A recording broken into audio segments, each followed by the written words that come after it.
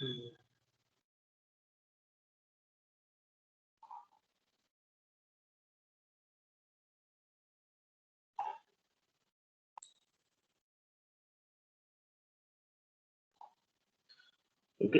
so manufacturing is a conversion of a raw material into some functional product. Okay, so coming to the literal meaning, which means manufacture is made of two words. First is your manus and then is factors. Okay, so manus means your hand, factors means make. So what you mean by manufacture is that is made by the hand. Okay, so this meaning was used to be in the earliest. ठीक है, अपने historical meaning है जब आपका clays and sand से हम लोग चीजें बनाते थे. Okay, ceramics and all those things. So in the technological way, how you can identify this word manufacturing? So it is the application of physical and chemical processes to make the parts or products, including assembly of the products. So not even the making of the product, but also assembly of the products come into this manufacturing. Okay. So economical way, how you can identify this manufacturing. So this is transformation of materials into the items of great values by means of processing or assembly operations. Okay. तो simplest term में बात करते हैं, like आपको कोई product है, raw material है, ठीक है, अब उसको आपने कुछ फंक्शनल प्रोडक्ट में कन्वर्ट कर दिया है. कोई भी आपने रॉ मटेरियल लिया है और उसको आपने फंक्शनल प्रोडक्ट में कन्वर्ट कर दिया है. सो क्या हो जाएगा, there will be increase in the value of that product. Like if you take a gold, okay, so if you buy a 24 karat gold, just a bar, okay, 10 grams का आप लेते हैं या एक तोला जो भी बोलते हैं, so that आपको जो भी मिलेगा आपको करंट मार्केट प्राइस के हिसाब से मिलेगा, which is approximately 45,000 rupees. Okay, now take that simple same 10 gram of gold and make some jewelry out of it. Now you make some jewelry out of it, maybe a ring, maybe a bracelet, or a gold chain, whatever you want to make. Yeah. So that the company, it will charge you more. Okay, आपको 10 gram plus there will be some making charges. Okay, making charges, it will be approximately 10% of the gold, है ना, जो भी आपका ग्राम है, like you have having 45,000 of gold you are giving to the person to make some jewelry out of it. So he will charge at least of 10%, which means from 4.5 thousand to maybe 5,000 he will charge. Okay, so that you have imparted some great value, or some monetary value to that gold, okay, by converting it into some functional product. So now from that bar of gold, abhi kya kar sakte, you can wear that gold. You can wear it as a form of some bracelet, or gold chain, or pendant, maybe anything. जिस तरह से अब क्या कर रहे हो, even आपने gold का भी आपने, ठीक है, प्रोसेस करके उसकी वैल्यू बढ़ा दी है. So this is what is meant by economical definition of manufacturing. So by CRP, this is your international this academy for your production engineer. So according to it, this manufacturing, which means we have a design, then we are going to produce, and then we are going to assemble. So all these terms comes under your manufacturing. Okay. So why do we need manufacturing as a person, or as a citizen as a whole? ठीक है, तो हमें क्या जरूरत है manufacturing का? So even आपके जो कंट्री की जो जीडीपी है, that is depending on your manufacturing. So you can see that manufacturing engineering produces various machines for the use of a nation. Thus the economic and industrial growth of a nation is dependent on the development of engineering industries. ठीक है, मतलब एक nation कितना आपका manufacture कर रहा है या कितना सामान प्रोड्यूस कर रहा है, ठीक है, तो जो उसकी प्रोड्यूसिंग कैपेबिलिटी है वही उसका जीडीपी में आपका रिफ्लेक्ट करता है.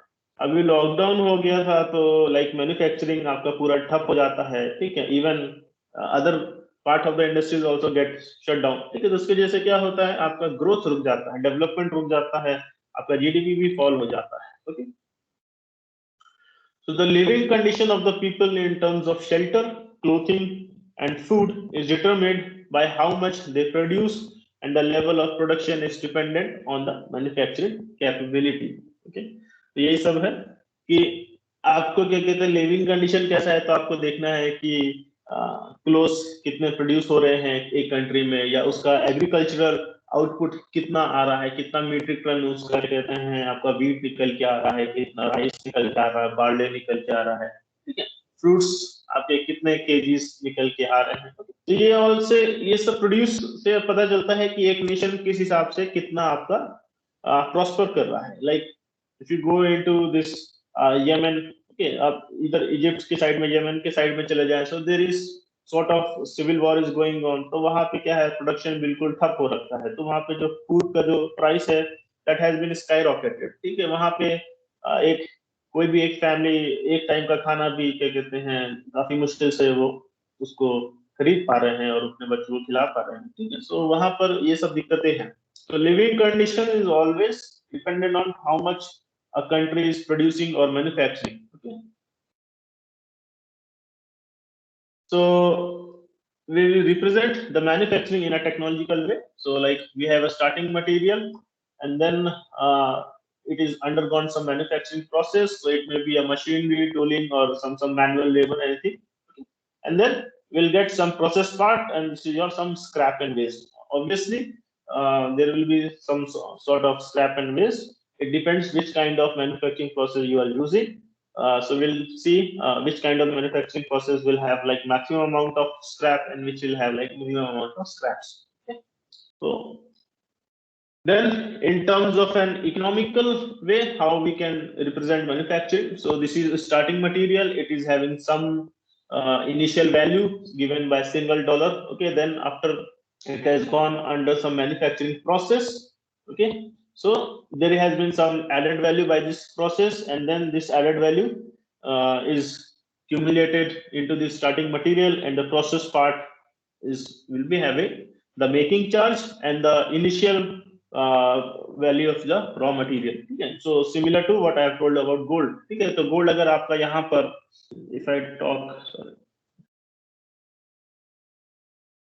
okay, so if you have a gold over here, okay, if you have gold, so ये मान लीजिए आपके पास में 10 ग्राम है, अप्रोक्सीमेटली 45 के, ठीक है, इन INR की बात करते हैं, इंडियन नेशनल रुपीज में। ओके, सो इसके ऊपर आपने कुछ मैन्युफैक्चरिंग प्रोसेस किया है, may be you are converting gold bar ले लेते हैं, you are converting it into some gold chain and anything else. Okay, so यहाँ पे क्या हो रहा है, सम मेकिंग चार्जेस इसमें ऐड हो रहे हैं, मेकिंग चार्जेस ऐड हो रहे हैं, तो ये आपका नेट वैल्यू आ जाएगा।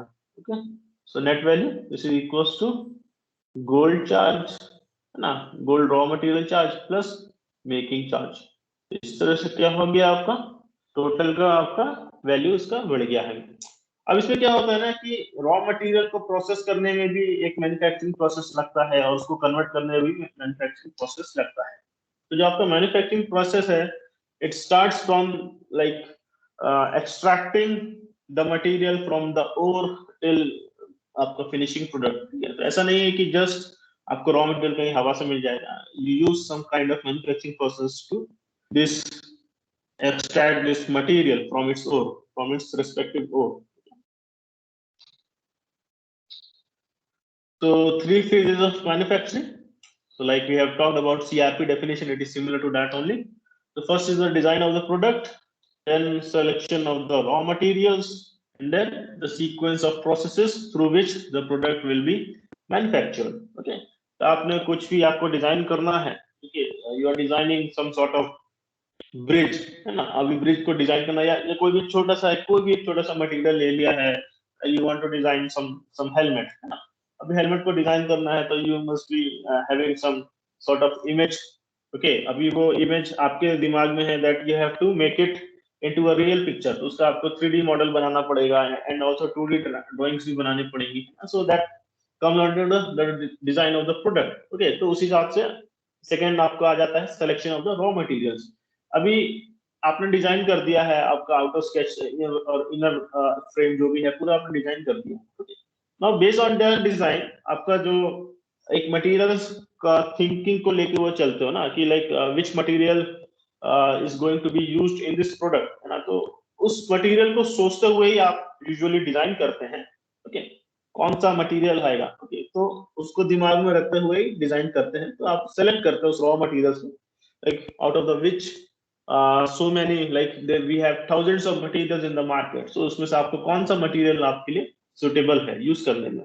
तो selection of the materials is also very important thing. तो वो उसको आपको देखना होता है, उसका भी अपना अलग चीज होता है कि वो आपका फंक्शनल रिक्वायरमेंट को पूरा कर रहा है या नहीं कर रहा है, whether it is economic or not, okay, and whether it is available in the market or not. So these three, at least these three steps you always go for the selection of the raw materials. Then coming to the sequence of the process through which the product will be manufactured. अभी क्या है आपका, आपको देखना है कि like series किस तरह से जाएगा. Like first will have lathe, है ना, operation on lathe. Then will may be having operation on milling. Milling आपका कटर में होगा. देन ड्रिलिंग हो सकता जाए. Then after this sort of machining process, अब उसके बाद में क्या करेगा, वो फिनिशिंग की ओर जाएगा. तो will be adding some finishing process, like उसके ऊपर अगर ड्रिलिंग करा है तो बोरिंग, लैपिंग में जाना पड़ेगा. सो इस तरह से आपको पॉलिशिंग में जाना पड़ेगा. So all this sequence of processes a product will go through. जैसे आपने कभी भी अगर डिस्कवरी चैनल या किसी उस पे ऑटोमोबाइल से रिलेटेड जितने भी आपके डॉक्यूमेंट्रीज आती हैं, so if you see the assembly line of those automobile, तो ऐसा होता है ना कि like we have one, so this is one section of the assembly line. Then यहाँ से आपका कुछ, we have some part, some part of automobile, okay, or it will go into the another section, और यहाँ पे इस part के ऊपर में some another. इस तरह से ये आपका एक पूरा एक assembly line बनते हुए जाता है, and finally you get the final product. तो अभी इसमें क्या होगा, इसमें क्या होगा, इसमें क्या होगा, that has to be decided previously only, है ना. पहले से आपको डिसाइड करके रखना है कि किस किस प्रोसेस से होके जाएगा आपका product. Okay, so this the production or manufacturing are interchangeably used, so you may find somewhere production, somewhere you may find manufacturing. Okay, so what is the historical perspective? So we have earliest is the bronze age, तो वो आपका 3000 BC के approximate था. तो वहां पे we used to extract copper from ores, और वहां से हमने थोड़ा सा कास्टिंग एंड हैमरिंग शुरू किया. Then we had iron age. तो यूजुअली आपका अगर वर्ल्ड हिस्ट्री की बात करते हैं तो पहले आयरन एज आता है, फिर ब्रॉन्ज एज आता है. लेकिन अगर आप इंडियन हिस्ट्री की बात करते हैं तो हमारे यहाँ पहले ब्रॉन्ज एज आया था. हमने पहले कॉपर को इस्तेमाल करना शुरू किया था. Okay, and then it came the iron age. Okay, so because iron already tha, but iron ka issue kya tha, it was not easy to smelt. Okay, it was not easy to process at that time.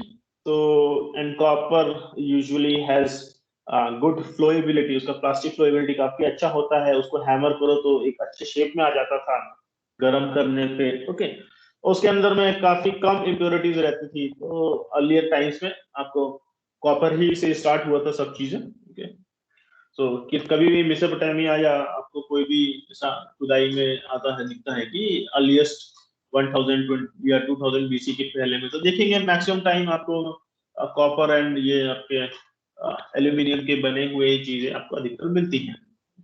Sorry, not aluminium, copper and this tin. Okay, so iron age, then came the iron age, then we had industrial revolution. वहां पे आपका lathe machines and all start हो गई थी. We have boring, running, drilling, and then came assembly methods. Okay, and then in the recent years we had polymers, ceramics, composites, all these things we got. Okay, so ये सब से आपका क्या है, like how the manufacturing has been there since the old ages. Okay, so what are the different types of industries that are using this manufacturing capability? Okay, if you can this into three types. First is primary industry, so those that cultivate and exploit natural resources. ठीक है, मतलब जो आप direct natural resources से जो भी आप material को प्रोड्यूस करते हैं with help of some manufacturing process, so those are known as primary industries. So example agriculture हुआ, माइनिंग हुआ. ठीक है, सो ये माइनिंग क्या होता है, आपका ओर से आपका मटेरियल्स को एक्सट्रैक्ट करता है, तो वहां पर भी आपको कुछ मैन्युफैक्चरिंग प्रोसेस का रिक्वायरमेंट होता है। देन कमिंग द एग्रीकल्चर, वहां पे आप डायरेक्ट फार्मिंग करते हो नेचुरल रिसोर्स से आप, ठीक है, you put into the seeds and you get some livestock out of it. Okay, then we have fisheries also, that is also your primary industry, fishing and all those things. Okay, then coming the secondary industries, they take the outputs of the primary industries and convert into the consumer and capital goods. So like agriculture industries की बात करते हैं तो वहां से आपको जो wheat मिलता है, जो राइस मिलता है, ठीक है, उसको आप कन्वर्ट करते हो in the form of floors, ठीक है, उसको आप आटा में बनाते हो, आप उसको प्रोड्यूस करते हो, ठीक है, गेहूं से मिलता है तो you convert into first your 100% wheat में कन्वर्ट करते हो, व्हीट आटा में कन्वर्ट करते हो, देन उसको मैदा में कन्वर्ट करते हो प्रोसेस करके.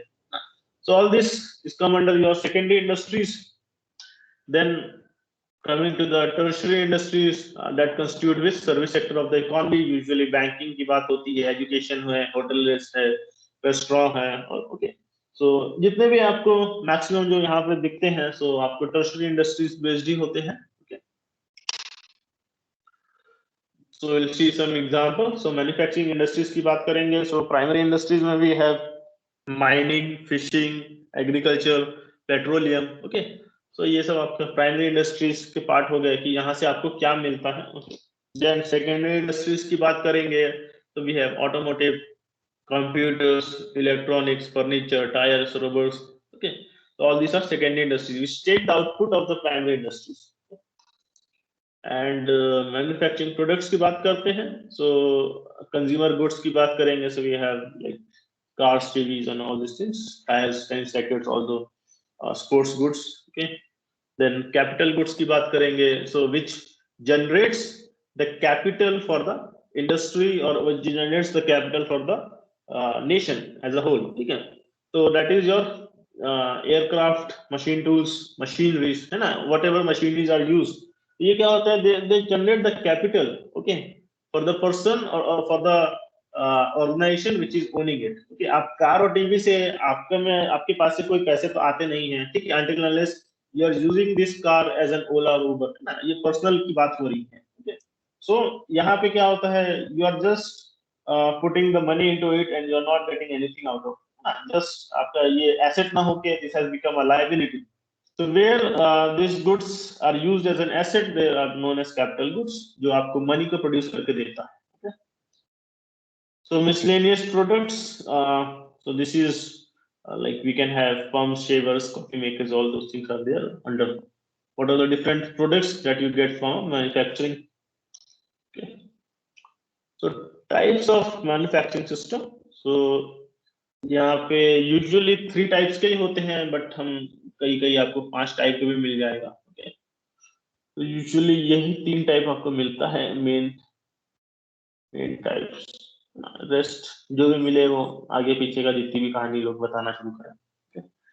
सो प्रोजेक्ट टाइप में होता है जहाँ पे आप सिर्फ 1 to 10 यूनिट्स ही प्रोड्यूस करते हो. इसमें आपकी वैरायटी खूब होती है, ठीक है, एंड क्वांटिटी कम होती है. So like you are making a very specialised product, ठीक है, जैसे एक पूरे कस्टम प्रोडक्ट जिसको बोलते हैं. लाइक किसी को कुछ एक कस्टम प्रोडक्ट चाहिए, जैसे आपकी बात करेंगे कोई भी महंगी से महंगी कार ले लीजिए, ठीक है, तो ये सब क्या होते हैं? वो आपका कस्टम प्रोडक्ट्स बनाते हैं. ठीक है, तो जितने भी आपके like I am not getting a name of it, जितने भी आपके बेसिक सेलिब्रिटीज होते हैं, है ना, तो they usually get the custom cars from the manufacturing unit, है ना.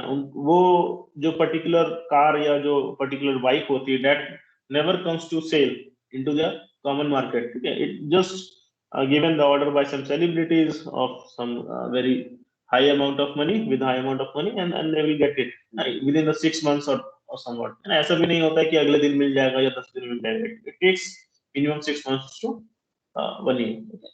Then come to job shop and then batch unit and then mass. Okay, the job shop and batch also just increase in units, but again they are making sort of custom products only. ठीक है, तो धीरे धीरे जैसे जैसे आपका units बढ़ता जाएगा वैसे वैसे आपका there is a decrease in customisation. Okay, तो डिक्रीज इन कस्टमाइजेशन और you can say increase in the standardisation. ठीक है, तो यहाँ पे आपके क्या हो रहा है, स्टैंडर्डाइजेशन बढ़ रहा है। जैसे जैसे आप यूनिट्स को बढ़ाएंगे स्टैंडर्डाइजेशन बढ़ेगा, मतलब आपके सिमिलर टाइप ऑफ प्रोडक्ट्स आपके ज्यादा बनते रहेंगे। मास प्रोडक्ट होगा मतलब आप एक ही टाइप का प्रोडक्ट आप लगातार बनाए पड़े हो, है ना, तो वही आपको बनाना है, मास प्रोड्यूस करना है। तो you want minimum kind of lag, है ना, तो आपको मिनिमम टाइम लैग चाहिए, तो उसके लिए आपको कस्टमाइजेशन नहीं करना है, एक ही टाइप का चीज आपको 10 बार बनाना है, कंटिन्यूसली बनाना है, दिन में 100 बार बनाना है। So this production quantity, which is the number of unit produced annually, okay, of a particular product type, and then product variety, that is variety, that is different product designs or the types that are produced in the plant. Okay, तो variety आपकी कम से कम होती जाएगी जैसे जैसे आप job shop से मास की ओर, मास प्रोडक्शन की ओर बढ़ते जाएंगे, एंड प्रोडक्शन क्वांटिटी आपका बढ़ता जाएगा जैसे जैसे आप जॉब शॉप से आप मास की ओर बढ़ते जाएंगे। So this is a good graph that able to understand, ठीक है, what I'm telling you, ठीक है, variety versus volume। तो जैसे जैसा इसका जितना ज्यादा वैरायटी होगा वॉल्यूम ही उतना कम होगा, ठीक है। In case of a project और job shop you can see that variety is higher but volume is very less comparatively. आपका जैसे जैसे बैच में आएंगे या फिर मास में आते हैं या फिर फ्लो प्रोडक्शन में आते हैं, ठीक है।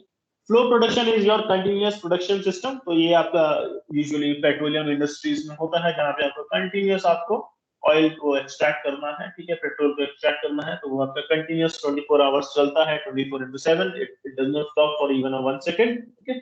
तो वहां पे आपको मास प्रोड्यूस करना है, barrels and tons of barrels आपको बनाने हैं, प्रोड्यूस करना है ऑयल्स। देन जैसे जैसे आप देख रहे हैं कि वॉल्यूम बढ़ रहा है, वैरायटी कम हो रही है, तो यहाँ पे एक ही टाइप का ऑयल बनाना है, पेट्रोल बनाना है, उसमें क्या ज्यादा उस वैरायटी लाएंगे, ठीक है।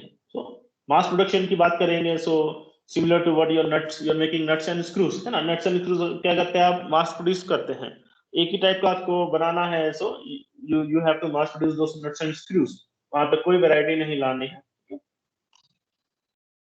So job shop, so this is your low volume and production quantities called lot sizes with high product variety, ठीक है, वॉल्यूम कम है और प्रोडक्ट वैरायटी ज्यादा है, and then it satisfy the market for a unique product, ठीक है, तो आपको जो भी यूनिक प्रोडक्ट है वो ही आपको मार्केट में वो लाता है, ठीक है।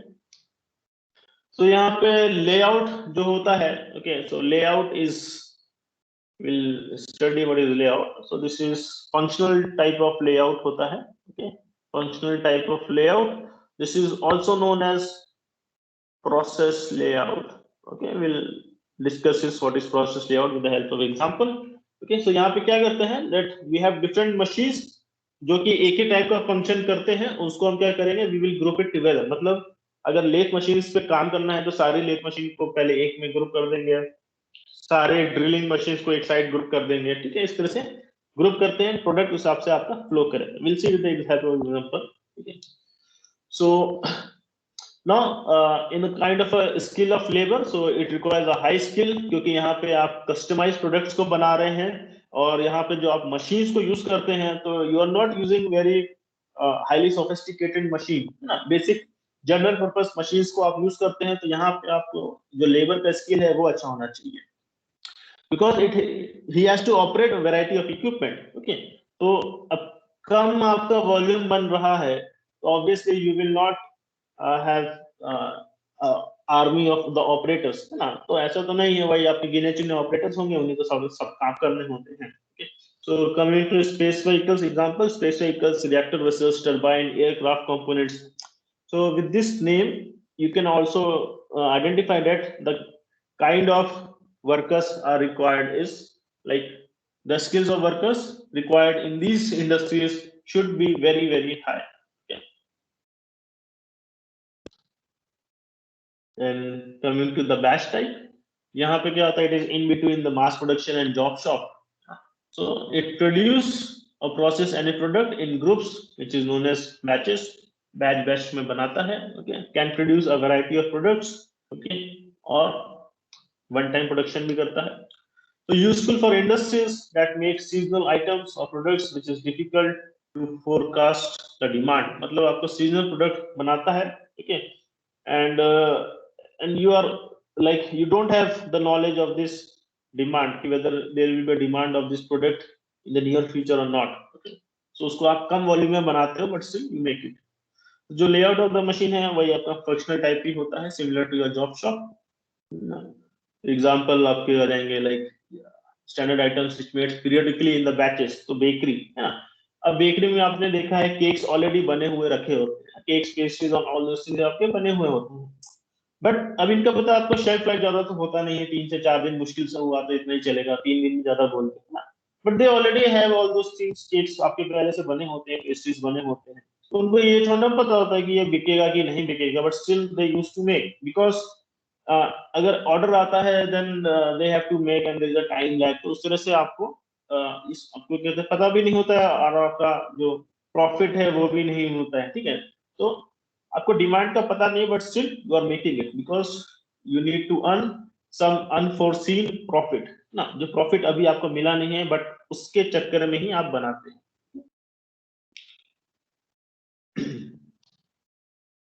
Then mass production type, so producing goods in the large quantities at low cost per unit, okay, and produce in very short period of time, okay, मतलब आपको वैरायटी नेग्लिजिबल है और क्वांटिटी मैक्सिमम है, okay? तो जब quantity maximum होता है variety कम होता है तो पर यूनिट कॉस्ट भी similar to what you buy, कभी भी आप मार्केट में कोई सेम प्रोडक्ट आप एक बाय करते हो या उसका 10 पीस बाय करते हो, in the 10 products when you buy you get some kind of discount है ना। आप एक शू क्या कहते हैं आप मोजे लेते हो, ओके, या फिर उसकी जगह में आप 10 मोजे लेते हो तो उसके रेट में फर्क हो जाता है, similar to what we are doing in this. So machinery, you always use the sophisticated machinery, so automated machinery mostly use होती है, ठीक है। So which means कि जो आपको प्रोडक्शन लाइन को सेटअप करने में it requires a huge amount of capital, okay. So involved fewer labor cost and a faster rate of production, labour cost कम होती है क्योंकि मैक्सिमम काम उस मशीन को करना होता है और लेबर का जो टेक्निकल नॉलेज होता है वो भी आपको मिनिमम खाली टेक्निकल नॉलेज चाहिए होता है just to run that machine. Even company usually give them some sort of training of 15 days और 20 days how to operate those machines, उसके बाद में उन्हें कोई चेंजेस नहीं करने होते हैं अपने डे टू डे रूटीन में, वो वही मशीन को सुबह शाम एक ही तरीके से चलाना होता है। Some sort of predetermined instructions उनको given होते हैं, like if something happens then you have to do this and nothing else they have to do। कोई इशू आएगा तो कुछ एक पर्टिकुलर बटन दबा देंगे, उससे सही हो गया तो हो गया, नहीं हुआ तो कोई दिक्कत नहीं, ठीक है, विल सी नेक्स्ट टाइम। तो उन लोगों को प्री डिटरमिनेड सेट ऑफ ऑपरेशंस दिए होते हैं तो उनको कुछ अपना ज्यादा दिमाग लगाना नहीं होता है। माइक then operation is done based on the specific product and which makes the production control easy, ठीक है। स्पेसिफिक प्रोडक्ट मतलब आप एक ही टाइप का प्रोडक्ट आप बनाते हो सुबह शाम, जैसे अगर आप बात करेंगे फूड इंडस्ट्रीज की या डोमिनोज की बात करते हैं तो वही पिज्जा आपका बन रहा है सुबह शाम, एक ही टाइप का पिज्जा बन रहा है, थोड़ा बहुत मॉडिफिकेशन हो गया तो हो गया, ओके। सो उसी हिसाब से आपको पता है कि कितना आपको क्या चीज करना है, सो यू ऑलरेडी नो, ठीक है। तो उसमें कुछ ज्यादा चेंजेस नहीं करने होता है तो प्रोडक्शन कंट्रोल करना इजी होता है, okay. Work piece transfers automatically from one machine to another with the help of belt drives and all those things. Example refrigerator, TV, light bulbs, ठीक है। तो टीवी आपने कभी टीवी मैन्युफैक्चरिंग का video देखेंगे यूट्यूब पे तो आपको दिखेगा पूरी एक असेंबली लाइन में टीवी लगी होती है, तो हर असेंबली लाइन से होते हुए जाता है, तो हर शॉप पे जो हर जो वर्कशॉप होता है जिससे होते हुए जा रहा है वहां पे पर्टिकुलर कुछ एडिशन हो रहा है किसी प्रोडक्ट का उसके अंदर में and it is moving it. तो किसी भी सेक्शन में in assembly line it does not wait for more than like 1 to 2 minutes, है ना, उससे ज्यादा वेट नहीं करता वो, वहां पे बस वो आता है मशीन उसमें लगती है, 4-5 स्क्रू मारता है वो आगे बढ़ जाता है, फिर दूसरा टीवी आता है उस पर 4-5 स्क्रू मारता है फिर वो आगे बढ़ जाता है ना। तो इस तरह से the assembly lines continues, okay, so there is a minimum amount of time there। so this is what I am talking about, like if you see this making of pizza, okay, so this is what we are doing in the batches and what we are doing as a mass production, ठीक है। तो batches है मतलब आपको इस batch में पूरा इस तरह से बनाना है तो पूरा आपको पहले एक डव बनाना है तो वो भी पहले आप पूरा बैचेस में बनाएंगे, ठीक है। पहले आप एक साथ 3 डो बनाएंगे, फिर उसके बाद में एक साथ आप 3 क्या कहते हैं उसकी टॉपिंग्स सेलेक्ट करके करेंगे, फिर उसके बाद में एक साथ इन तीनों को आप बेक करेंगे, ठीक है, then it is going to be served. एक साथ आपको 3 मिलेगा, ठीक है, तो there is some time lag, है ना, तो टाइम लैग यहाँ पे ज्यादा है। ना बात करेंगे यहाँ पे कंटिन्यूस फ्लो की बात करेंगे, तो आपने एक डॉ बनाया, उसके ऊपर एक टॉपिंग लगाई, फिर देन यू हैव सर्व, ठीक है। तो इस तरह से ये आपकी इस तरह से डिफरेंट डिफरेंट असेंबली लाइंस हैं, ओके। ये एक असेंबली लाइन हो गई, ठीक है, ये पूरी की पूरी एक असेंबली लाइन हो गई, ये पूरी की पूरी 2 असेंबली लाइन हो गई। तो यहाँ पे आपके क्या कहते हैं ग्रुपिंग नहीं हो रहा है सेम टाइप ऑफ मशीन्स का। यहाँ पे क्या है, सेम टाइप्स ऑफ मशीन का ग्रुपिंग है, पहले ये पूरा का पूरा जाएगा, यहाँ से एक होके जाएगा, फिर उसके बाद में ये पूरा यहाँ पे जाएगा, फिर ये एक साथ पूरा होगा, फिर उसके बाद में यहाँ पे जाएगा, फिर ये एक साथ पूरा आपका बेक होके आएगा, ओके। तो यहाँ पर क्या है, आपका अमाउंट ऑफ लैग यहाँ पे कम है, ओके। तो ये पूरी एक ऐसी लाइन से चलती जाएगी, कंटिन्यूअस लाइन ऐसी आती जाएगी, है ना। इनिशियल स्टार्ट के बाद में क्या है, जो मिनिमम यहाँ पे जो टाइम लैग लगेगा उसके बाद में आपको आता रहेगा, मतलब अगर टॉपिंग लगने से बेक होने के बीच में अगर मिनिमम 2 मिनट का लैग है, ठीक है, तो at every 2 minutes you will get one pizza out of from one assembly line, okay. तो इस तरह से आपको एवरी 2 मिनट्स जितनी आपकी असेंबली लाइन होगी उसके बाद हर 2 मिनट में आपको इतना मिलेगा। यहाँ पर क्या है, यहाँ पे आपको लैग ज्यादा मिलेगा, ठीक है, बट एक साथ आपको 3 क्वांटिटी मिल जाएगी। तो सभी के अपने नुकसान और फायदे हैं। बैचेस के क्या नुकसान फायदे होते हैं वो इसी, और कंटिन्यूअस में क्या नुकसान फायदा है देखेंगे अभी, okay. So this is what we are talking about the plant layout, okay. Similar to this example only, just we'll understand with the help of block diagrams। तो ये क्या है, ये प्रोसेस टाइप है या फिर इसको हम बोलते हैं फंक्शनल टाइप, ओके। और आई थिंक यहाँ पर हमने we have not talked about the layout over here। so यहाँ पे जो layout रहेगा, I'm writing it over here। तो जो layout है, layout is product type, ठीक है,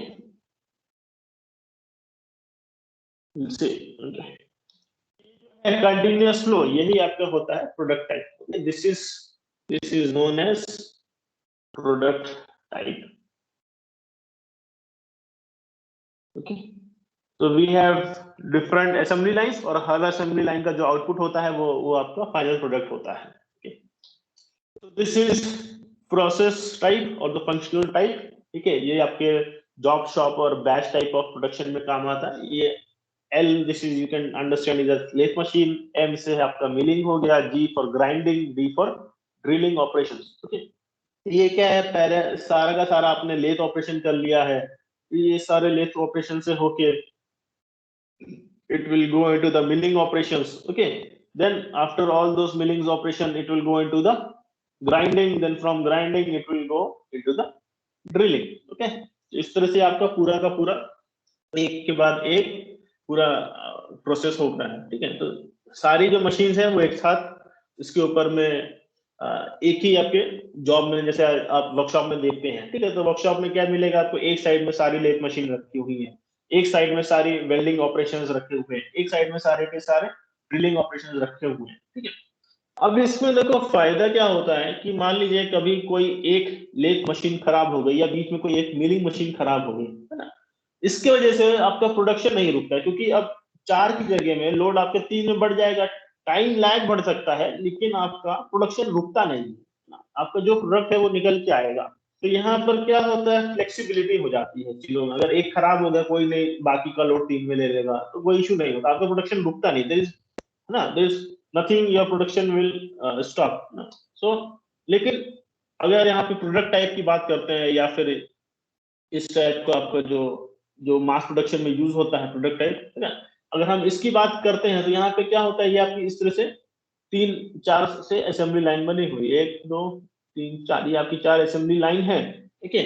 अब क्या होता है, आपका एक प्रोडक्ट पहले असेंबली लाइन से निकल रहा है, दूसरी लाइन से दूसरा प्रोडक्ट निकल रहा है, तीसरी लाइन से तीसरा प्रोडक्ट निकल रहा है, और इस तरह से आपने मशीन्स को इस तरह से आपने इसको असेंबली लाइन में एक एक सेक्शन में बांट दिया है, ठीक है। तो इस तरह से आप देख सकते हैं कि यहाँ पर आपने अलग अलग मशीन्स को आपने क्या कहते हैं एक सीरीज टाइप में कर दिया है कि जिस हिसाब से आपका कोई एक रॉ मटेरियल अंदर जाएगा और फाइनल प्रोडक्ट इसके एंड में एक फाइनल प्रोडक्ट निकल के आना चाहिए। ठीक है, आपकी मशीन एक जैसे एक साथ क्या कहते हैं जो सेम फंक्शन करते हैं उनको आपने ग्रुप नहीं किया है। अब इसमें क्या हो रहा है कि इसमें नुकसान क्या है कि ये मास प्रोडक्शन के लिए तो अच्छा है, ठीक है, कि आपको पता है सेट ऑफ ऑपरेशंस है, नो इशू, वही आपके फॉलो होने एक के बाद एक बेल्ट ड्राइव से आपका निकल रहा है बार बार, टाइम लैग कम से कम होता है, ठीक है, प्रोडक्शन कॉस्ट कम से कम होता है इसी बहाने। कि इश्यू क्या होता है ना, कभी इसमें से कोई एक भी अगर रुक जाए, है ना, कोई एक भी खराब हो जाए, तो क्या होता है ये पूरा का पूरा ये असेंबली लाइन आपकी बंद हो जाती है। पूरी की पूरी एक असेंबली लाइन बंद हो गई तो मतलब आपका यहाँ पे लॉस आ जाता है आपका इंडस्ट्री में। ठीक है, तो ये क्या है, this is not very much flexible.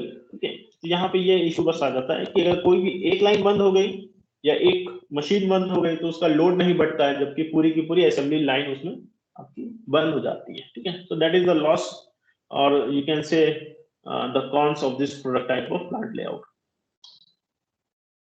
So now coming to the types of manufacturing process. So we have uh, following types of manufacturing process. We can group it in form of, first is a primary shaping process. Okay, then we have forming process, then joining process, machining process, and finishing process. Okay, this is हमने पास 5 types of classification है, आपको different books में different types of classification मिल सकते हैं। okay, usually यही आपके 4 से 5 type होते हैं, इसमें से कुछ लोग कुछ और भी डाल देंगे, है ना, छठा टाइप डाल देंगे, क्वालिटी कंट्रोल, इंस्पेक्शन, ये सब अलग अलग चीजें। so let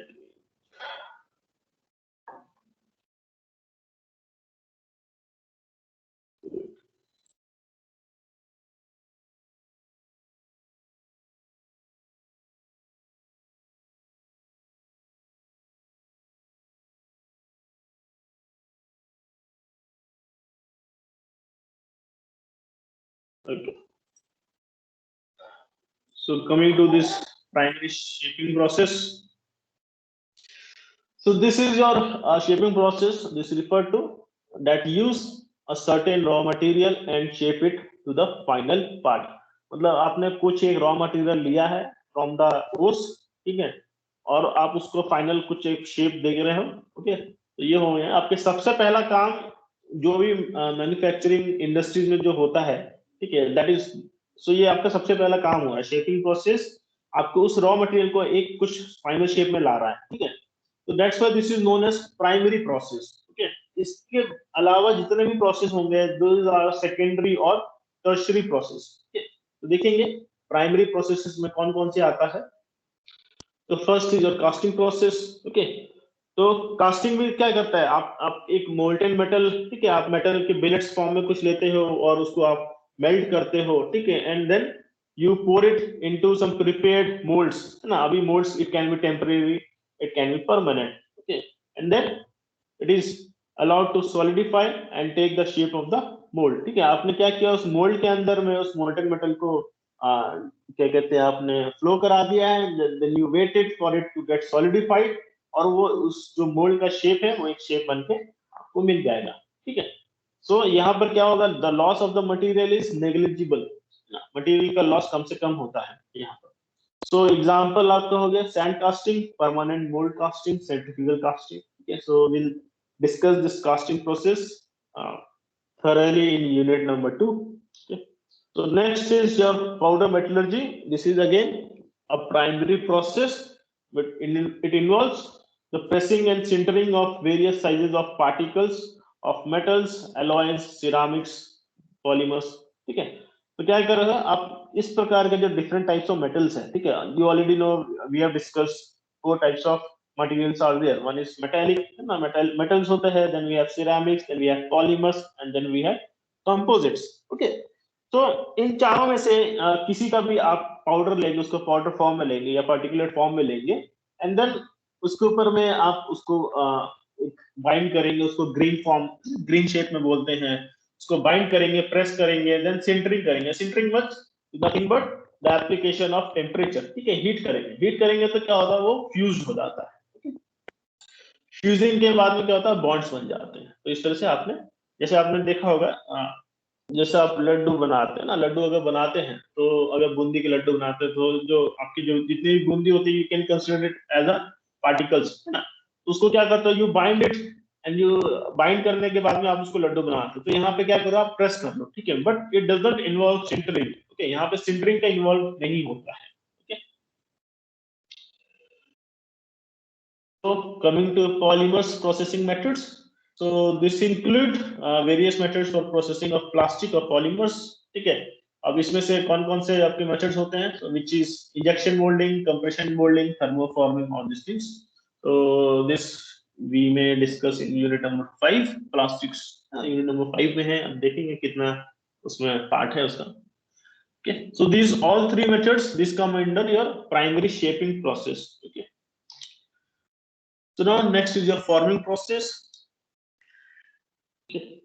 So the forming process, it exploits the remarkable property of the metals, okay, which is their ability to flow plastically. Okay, plastically flow करता है metals when you apply some pressure. Okay, pressure को जब आप apply करते हो और उसके ऊपर में कुछ आप टेम्परेचर भी अगर आप कर देते हो तो अच्छे से प्लास्टिक फ्लो करेगा। टेम्परेचर नहीं भी अप्लाई करते तब भी वो प्लास्टिक फ्लो तो करता ही है, ठीक है। सो so metal has the ability which to flow plastically, ठीक है। तो this with the help of this property, जो आप मटेरियल को जिस प्रोसेस से बनाते हैं, that is known as the forming process, okay. So with the application of suitable pressures, the material is moved to obtain the desired shape with almost no wastage, okay. तो आपने कुछ ऐसा bill rate form में कुछ लिया है ना, कोई भी स्टील का कोई बार लिया है, ठीक है। अब इस स्टील के बार के ऊपर में अगर आप कुछ रोलर ऐसा चला दो, है ना, अब आप तो क्या चाहते हो कि इस बार को आपने पतला करना है, शीट बनाना है, तो उसके ऊपर क्या करोगे, आप ऐसा दो रोलर चला दोगे, ठीक है। दो रोलर चलाने के बाद में वो क्या करेगा, इसको प्रेस कर रहा है, प्रेस कर रहा है, रोल कर रहा है, तो ये क्या करेगा, यहाँ पे इसका मान लीजिए ये यहाँ से होता हुआ जा रहा है, ठीक है, यहाँ से होता हुआ जा रहा है,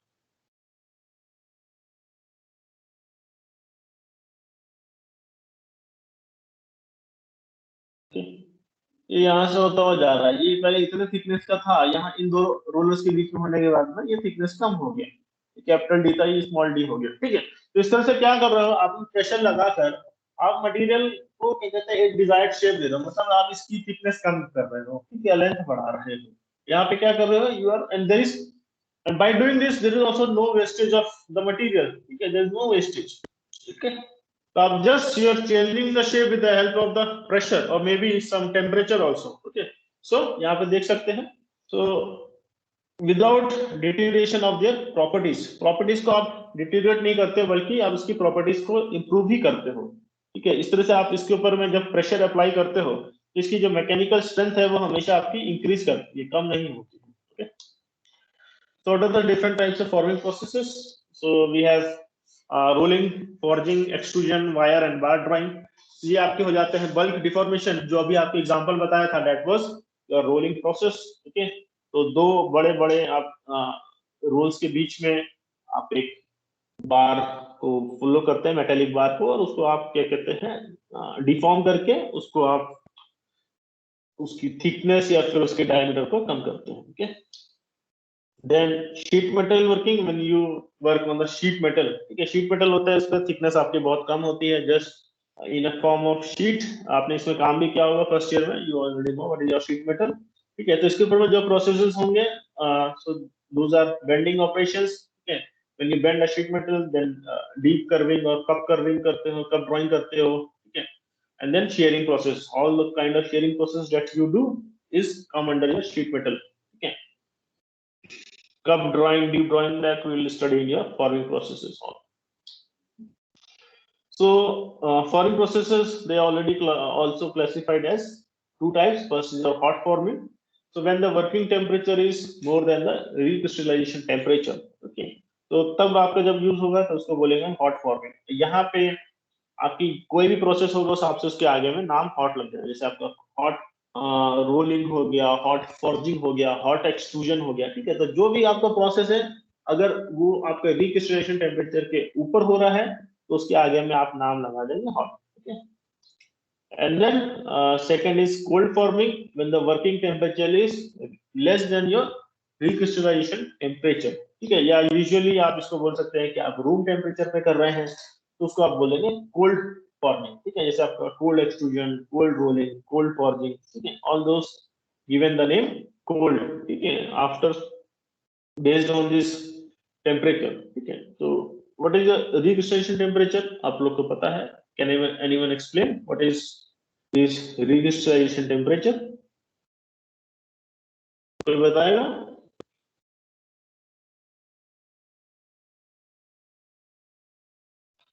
What is the recrystallization temperature? तो पढ़ रखा है ना आप लोगों ने. This already you have studied in your material science. बताइए बताइए.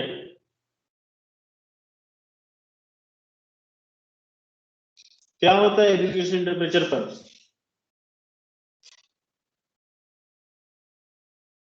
बताइए. क्या हो गया आप लोग इतने साइलेंट क्यों हैं? सब भूल गए या पढ़ाई नहीं आज तक कुछ? सर जहाँ मटेरियल फेस चेंज कर देता है. यस सर, 400 से 700 डिग्री सेल्सियस के बीच में रहता है सर स्टील के लिए. अच्छा, कहाँ से उठाया? विकिपीडिया से उठाया? अभी जस्ट सर्च किया गया हाथों हाथ? No sir. होता क्या है, मैं ये पूछ रहा हूँ ना, ये नहीं पूछ रहा हूँ कि उसमें क्या हो रहा है, ये कितने टेम्परेचर पे है, क्या होता क्या उसमें. What happens at recrystallization temperature?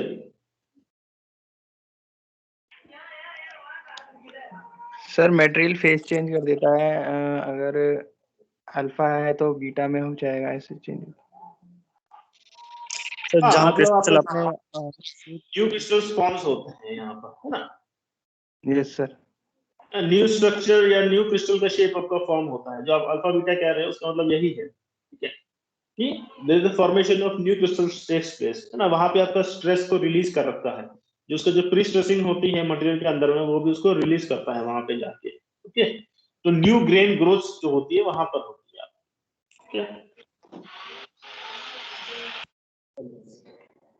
so next process under the manufacturing is joining process. Okay, so this is used in fabrication and assembly work. तो जितने भी आपके वेल्डिंग हुए, ठीक है, आपका रिवेट से जॉइंट बना या थ्रेडेड जॉइंट्स बने, ठीक है, all this comes under your joining process. So in this process, two or more pieces of metallic parts are joined together to produce the desired shape and size of the product. So the joining processes are carried out by fusing, pressing, rubbing, riveting, screwing or any other means of assembly. Fusing यहाँ पे आप weld से मतलब है. Fuse मतलब you are doing the welding by increasing the temperature or pressure or maybe both. So this joining process, this can be classified into two groups. The first one is that produces a non-permanent joint. Okay, non-permanent joint usually bolts and screws से बनते हैं. And other that constructs the permanent joints, which is welding. Okay, या rivets से भी आप permanent joints, ये semi rivets भी आपके semi permanent में आते हैं, but still दो ही classification है, तो it will go into the permanent only. So the temporary joints achieved by the machining process are screws, bolts. ठीक है, तो screws and bolts से आप बनाते हैं temporary joints को. And the mechanical joining processes जिससे आप परमानेंट जॉइंट्स बनाते हैं, so that are welding, riveting. Okay, तो ये दोनों आपके परमानेंट जॉइंट्स पे आते हैं. Coming to the fourth type, which is machining process. So this is a process of removing the undesired और unwanted material from the workshop. ठीक है, फ्रॉम द वर्क पीस और the component to produce the required shape using a cutting tool. ठीक है, so this process is known as machining.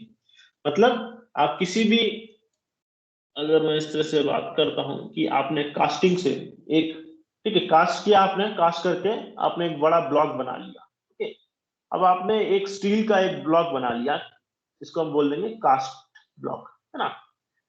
अभी क्या ये block बन गया है, क्योंकि देखो कास्टिंग का अपना क्या इश्यू होता है, जो आपके कन्वेंशनल कास्टिंग होते हैं. ठीक है, क्योंकि वही कन्वेंशनल कास्टिंग आपके मास प्रोडक्शन में यूज होंगे, क्योंकि उनमें कॉस्ट कम होता है। तो वहां पे आप कोई कॉम्प्लेक्स शेप्स नहीं बना सकते हैं, आप बस एक रेगुलर शेप्स बना सकते हैं, ठीक है। सैंड कास्टिंग को अगर आप यूज करते हैं तो which is the earliest form of casting and most used also nowadays also. Even 1000 BC में आपको तब यूज हुआ था, लेकिन आज के टाइम पर भी सैंड कास्टिंग का बहुत ज्यादा इस्तेमाल होता है। तो अभी क्या है, कास्ट ब्लॉक इस तरह से बन गया है, ठीक है। तो अभी ये किसी काम का नहीं है, ये जस्ट एज अ पत्थर एक स्टोन की तरह पड़ा हुआ है बड़ा सा, ठीक है। So if you want to work on it and you want to make something out of it, so what you will do, you will give some required shape. तो shape करने के लिए क्या करना पड़ेगा, इसमें से कुछ मटेरियल निकालना पड़ेगा, ठीक है। अभी कुछ मटेरियल निकालना है, ठीक है। May be you are rounding it off, इस तरह से इसको आप राउंड कर रहे हो पहले, एंड उसके बाद में आप यू वांट दैट इसमें कोई ऐसा 2 होल्स हो जाएं इस तरीके से, ओके। तो यहाँ पर भी कुछ ऐसा, यहाँ पर कुछ अंदर की ओर में पूरा एक कुछ थ्रू होल्स हो जाए, या कुछ एक इधर की साइड में कुछ ऐसा होल्स हो जाए, ओके। तो ये सब आप क्या कर रहे हो, ये सब this all comes under your machining process, okay. तो आप what you are doing, you are giving the shape, ठीक है, to some workpiece so that it becomes into some functional product, okay, and by removing the huge amount of scrap, तो यहाँ पे जो scrap produce होता है वो काफी ज्यादा अमाउंट में होता है। So this can be done by the manual process or by using a machine called machine tool. Usually traditional machine जो होते हैं आपकी लेथ होंगे, मिलिंग मशीन होंगे, ड्रिलिंग हो गया, शेपर है, प्लेनर है, स्लॉटर है, ठीक है। दिस काइंड ऑफ मशीन्स आपका जो काम करती है वो सब मटेरियल को रिमूव करने का काम होता है। Material is wasted as scrap in the machine process.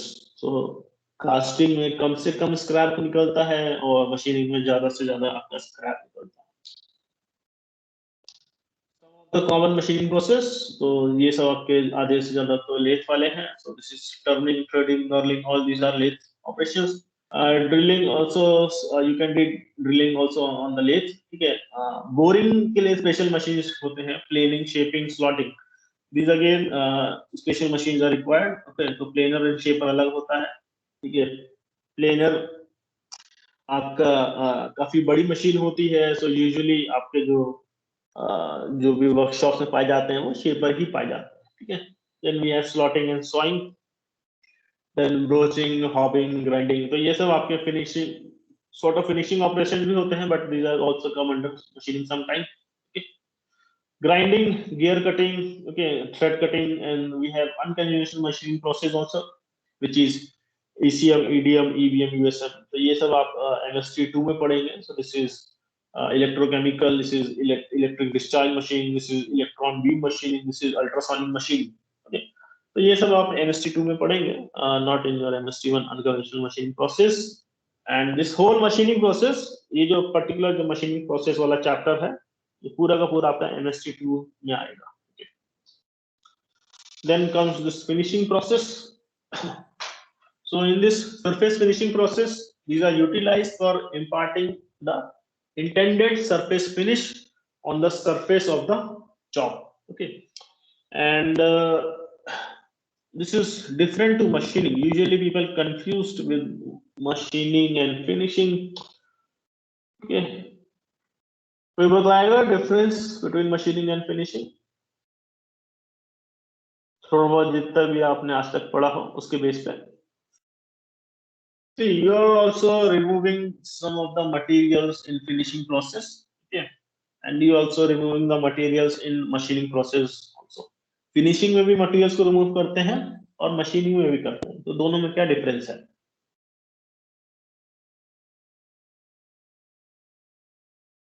कुछ भी सोच के बताइए। Let me give you the example of a machining process, ठीक है। एक ही प्रोडक्ट है, ये आपका बात करें अगेन, एक बिलेट है, ठीक है। अब इसमें आपने ऐसा थ्रू होल बनाना है, ओके। तो थ्रू होल बनाना है तो इसमें क्या करेंगे, ये कुछ इसका 5 डायमीटर है, ठीक है। अब इसमें पहला आप कर रहे हैं, इसमें ड्रिलिंग कर रहे हैं, ओके। ये हो गया आपकी मशीनिंग प्रोसेस, ठीक है, क्योंकि आपने बिलेट में होल किया है, तो होल करने के लिए आपने कर रहे हैं ड्रिलिंग प्रोसेस, ओके। अब इसको फिनिश करना है तो you are using a boring process. Okay. या फिर और सुपर फिनिश करना है, then you are using lapping process. Okay. Now tell me the difference between the drilling, boring and lapping, or just drilling and lapping में बता दो. ठीक है, boring in between हो जाता है, boring process, तो still we will neglect. तो ड्रिलिंग एंड लैपिंग प्रोसेस में आप बताइए क्या फर्क है. This is imparting finish to the hole, okay, and this is creating a hole. क्या डिफरेंस है? सर ड्रिलिंग हम होल करने के लिए करते हैं, ठीक है, और लैपिंग हम फिनिशिंग के लिए करते हैं, और बोरिंग करते हैं जो ड्रिल से होल किया है उसको थोड़ा बड़ा करने के लिए. बड़ा करने के लिए. बड़ा करने के लिए ठीक है, नो इशू, बट बोरिंग इसको है आप कैसे कि वो लैपिंग प्रोसेस आपका मशीनिंग में नहीं आएगा, फिनिशिंग में ही आएगा, और ड्रिलिंग आपका फिनिशिंग में आ रहा है बट लैपिंग मशीनिंग में आ रहा है बट फिनिशिंग में नहीं आ रहा है. सर लैपिंग में उतना मटेरियल नहीं निकालते हैं. गुड, उतना मटेरियल नहीं निकालते हैं बट फिर भी निकालते हैं तो है ना. Yes sir. सिर्फ क्या होता है ना, जब भी आप मशीनिंग प्रोसेस कर रहे हो, ठीक है, तो आप क्या करते हो, एक पर्टिकुलर आप वर्क पीस को लेते हो, ठीक है, और उसके अंदर में कुछ ऐसा परिवर्तन करते हो या कुछ ऐसा चेंजेस लाते हो जो उसका फंक्शनल जो उसकी प्रॉपर्टी है वो चेंज हो जाती है. ठीक है, अब इसके अंदर में आपने होल ले आए हो, तो ये इनिशियली होल तो नहीं था ना, you have changed it's dimension completely. You getting my point? With the help of this machining process, you have changed the dimension of this workpiece completely, है ना. इसके अंदर में आपने एक होल को जनरेट किया है, या बोल सकते क्रिएट किया है, ठीक है. बट ये बोरिंग और लैपिंग प्रोसेस जो होते हैं, ये जो फिनिशिंग प्रोसेस होते हैं, they doesn't create a new dimension और they doesn't create a new function with in the material.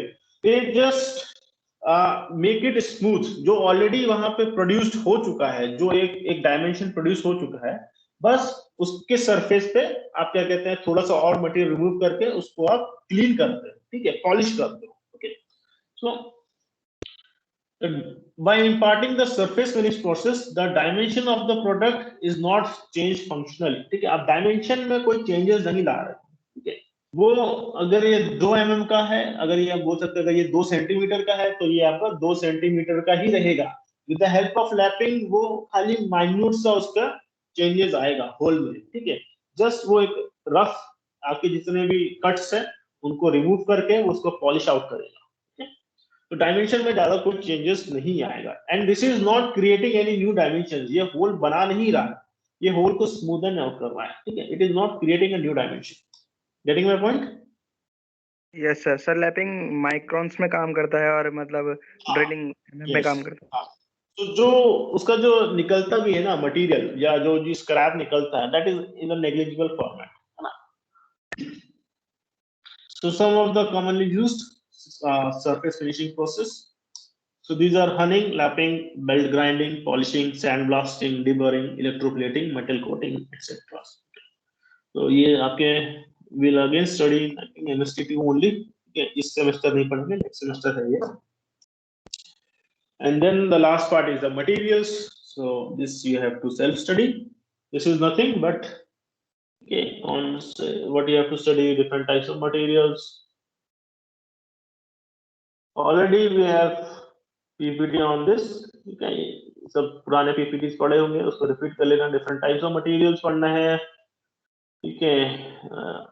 Uses of अब मटेरियल्स, जो भी आप मटेरियल्स की बात कर रहे हैं उनकी क्या यूजेस है. जैसे आप मेटल्स की बात कर रहे हैं तो मेटल्स में कौन सा मेटल है. अगर हम बात कर रहे हैं लाइक कॉपर की बात करते हैं तो कॉपर का क्या एप्लीकेशन है ना.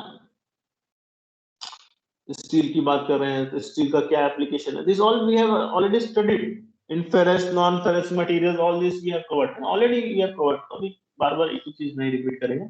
And since I have only taught, so भी और भी रिपीट करने का मतलब नहीं है, ठीक है. And then importance of material, ठीक है. So importance of material क्या होता, this you need to study. Anyhow, बिना मटेरियल के कोई मैन्युफैक्चरिंग प्रोसेस नहीं हो सकता है. You already know about it. So just study.